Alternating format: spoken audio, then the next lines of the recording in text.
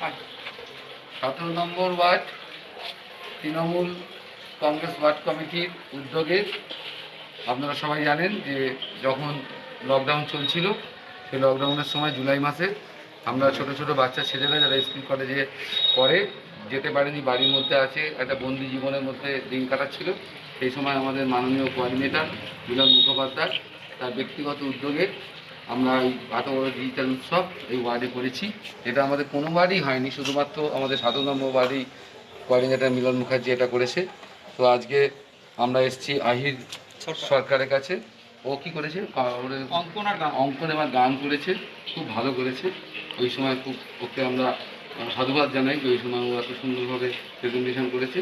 তো আমরা আমাদের কোঅর্ডিনেটর মিলন মুখোপাধ্যায় উপস্থিত হয়েছেন, ওকে ছোট্ট বাচ্চা ছেলে, ওকে একটু সম্বর্ধনা জানানো, একটা ইম্পেটাস জোগানোর জন্য ছোট্ট সম্বর্ধনা এবং মোমেন্টো এবং সার্টিফিকেট ওর হাতে তুলে দেওয়া হচ্ছে।